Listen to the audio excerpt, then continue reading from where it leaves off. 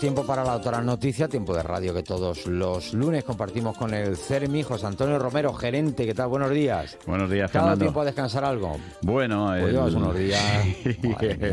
el domingo pudimos estar un poco descansando y además reposando. Tenemos ahí una como pequeña... ahora con las redes sociales se nos ve todo lo que hacemos, hemos sabido que tú has estado muy ocupado. Bueno, ahí hemos estado entre los diferentes frentes, sí, porque además, hombre, ha habido muchas cosas que celebrar, ¿no? Esta semana pasada, entre los temas internos, temas externos, formación, gerencias de los CERMIs, el Estatuto de Autonomía, que yo creo que estamos en una buena semana, y por supuesto el Día de la Región. Pero vamos, no sé si lo pudiste ver. No, Sí. ¿No se te quedó corto? Lo seguí, la verdad es que lo seguí mientras pasaba la aspiradora, que es algo que suelo hacer, pues escuché la radio, pero luego ya iba, No, hombre, se metió en el mediodía y todo, pero lo seguí hasta el final. Bueno, hoy no es viernes, aunque ya queda menos, pero nos acompaña uno de los invitados habituales de nuestra super tertulia, el delegado territorial de la ONCE, Carlos Javier Hernández Yebra. ¿Qué tal, Carlos? Buenos días. Muy buenos días. Bienvenido a tu casa, como siempre. ¿Por qué nos acompaña hoy Carlos, José Antonio? Bueno, Cuéntame. pues además de súper tertuliano, bueno, pues queríamos que Carlos nos contara un poco la historia de, bueno, pues un evento que a lo largo de estos meses va a tener su significación, ¿no? También, que es en los 40 años que cumple la Delegación Territorial de la ONCE en Castilla-La Mancha.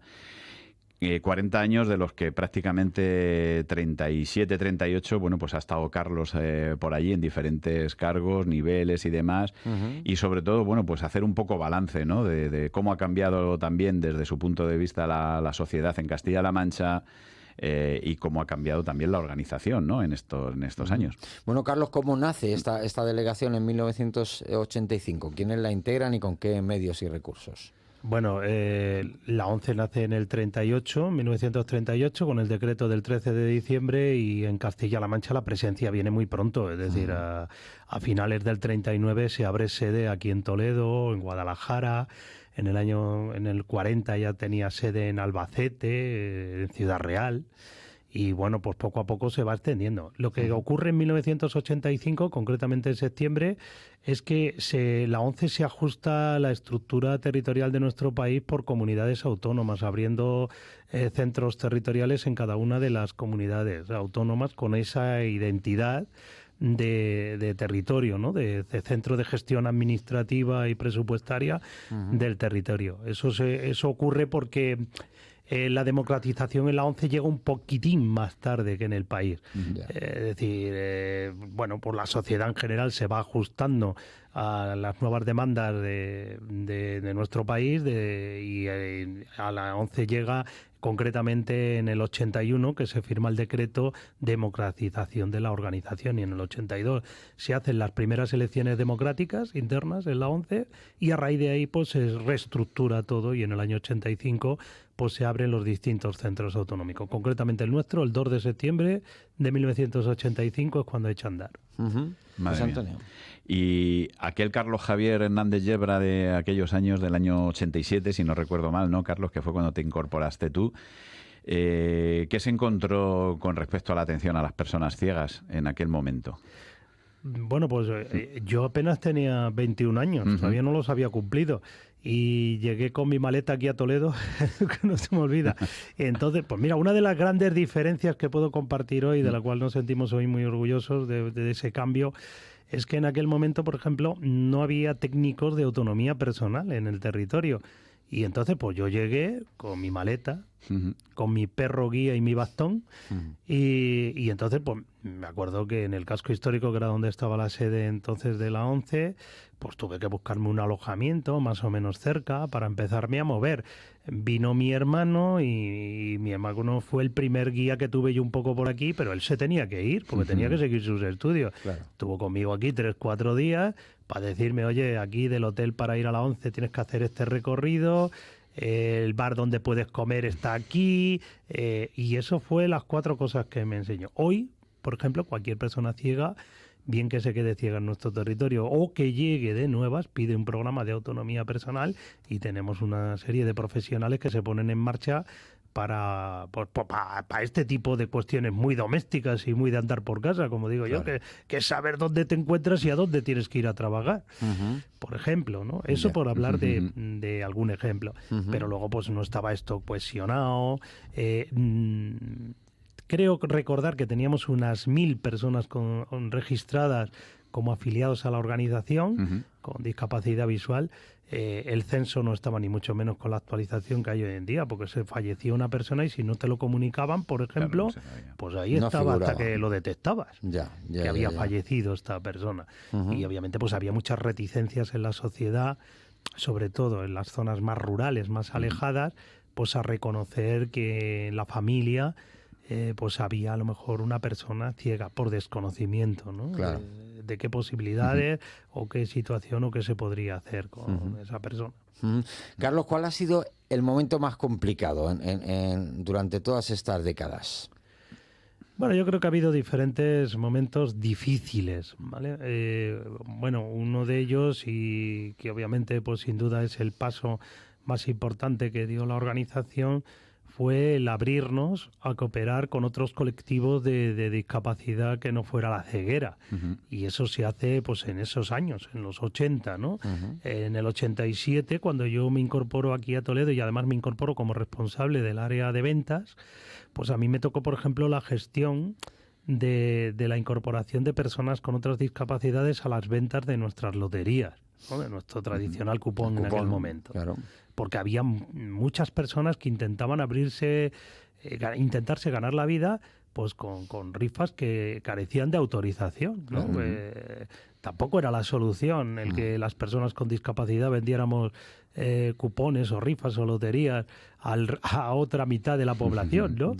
Y bueno, pues lo que hicimos ahí fue incorporar a este tipo de personas, a estas personas, a nuestros equipos de trabajo, de venta, y luego en el año 88, por ejemplo, el nacimiento de la Fundación 11 con la cooperación, ¿no?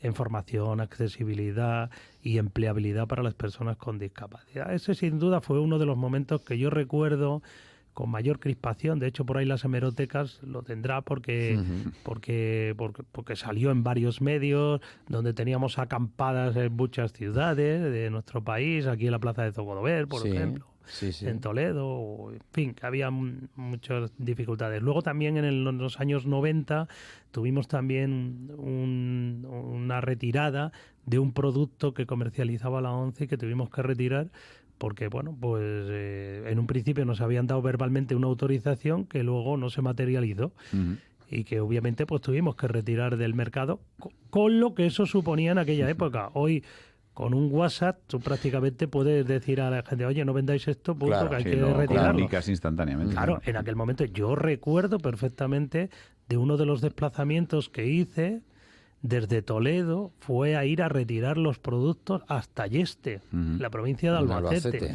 Allí, estoy hablando de casi 4 horas de viaje desde aquí, con las carreteras de aquella época, no las que hay hoy, ¿no? En fin, que hay distintas dificultades. Pero bueno, yo creo que hoy en día esto ha cambiado tanto internamente la organización como obviamente el entorno, ¿no? Hombre, yo creo que además en ese movimiento, ¿no?, de dinamización de todo lo que tiene que ver con el apoyo a personas con discapacidad, en el 97, 98, la ONCE también fue una de las organizaciones impulsoras del CERMI, y bueno, pues aquí estamos, ¿no?, el CERMI. Y sí que me gustaría, Carlos, porque evidentemente la pandemia supone también un antes y un después, el ámbito del empleo. Yo creo que si algo caracteriza a la ONCE y en esta tierra, bueno, pues en estos 40 años... no solo se ha generado empleo en la venta directa, ¿no?, de los productos de juego, sino bueno, pues en ese consorcio, en ese grupo de entidades.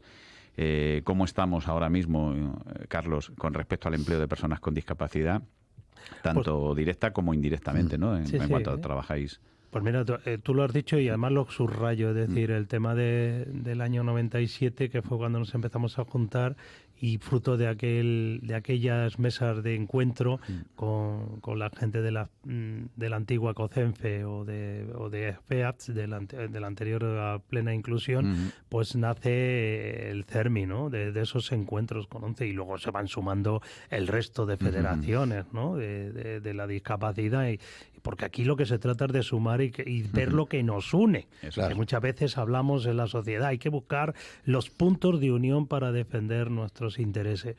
Pero por darte algunos datos, pues mira, cuando yo me incorporo aquí, en el entorno de la ONCE estábamos trabajando unas 320 personas aproximadamente. Cuando yo me incorporo, estoy hablándote del 87, porque yo no tengo datos del 85 ni existen, yo no los he encontrado, ¿vale? Pero bueno, serían alguno menos. Estaba hablándote del tema de ONCE, ¿vale? Y hoy somos más de 3.000 trabajadores en el Grupo Social ONCE, de los cuales el 65% tenemos algún tipo de discapacidad, de esos 3.000. O sea, de 300 a 3.000. Exactamente, fíjate. Pero es que para mí yo subrayo el tema de la oportunidad que se da al nivel de trabajo en las personas con discapacidad. Estamos hablando de que nuestro país y nuestro territorio se tiene que sentir orgulloso, toda la ciudadanía, de que aquí en España hemos apostado por unas políticas activas de la ciudadanía, sobre todo, el movimiento social, ¿vale? Sí, de la mano de los poderes públicos, con el apoyo, la ayuda, pero la iniciativa parte de las entidades privadas, para que las personas con discapacidad seamos sujetos activos. Es decir, nosotros lo que queremos es que nos den la oportunidad de un empleo. Claro. Obviamente habrá personas que necesiten una prestación, una ayuda, pero lo que queremos es contribuir a la riqueza del entorno. Y eso es una de las cuestiones que principalmente yo considero que es un valor de nuestra sociedad y de nuestra sociedad castellano-manchega, ¿no? Claro. Donde hemos crecido, pues ahí mucho. Luego pues podríamos hablar obviamente del entorno social y de cómo esto ha ido calando en la administración. Recuerdo que nos costaba mucho pues que te recibiera un ayuntamiento, que te recibiera un consejero del gobierno regional. Esto hasta los principios de los 90, que tuvimos la primera entrevista, no se me olvidará, con el presidente Pepe Bono, y se llegó al primer convenio de colaboración entre el gobierno de Castilla-La Mancha y la ONCE. Si bien, subrayo, en el 85 ya se había firmado el primer convenio sobre la educación integrada con el que entonces era titular del ministerio a nivel estatal, Alfredo Pérez Rubalcaba, por ejemplo, ¿no? Ya. Bueno, pues muchas cosas que nos podemos tirar aquí hablando 2 horas. Lo que pasa es que nos quedamos sin tiempo. Carlos Javier, muchas gracias como siempre y el viernes, si quieres, nos vemos por aquí. Muchas gracias a vosotros, y ya sabéis. Bueno, José Antonio, pues feliz nada, semana. A ver si puedes descansar. Bueno, va a estar complicado. Soplaremos las velas el 2 de septiembre, ¿no, Carlos? Hombre, tendremos que hacer algo, ¿no? Tendremos que hacer algo por allí. Para celebrar los 40 años de la delegación de la ONCE. Gracias a los dos, que tengan buen día.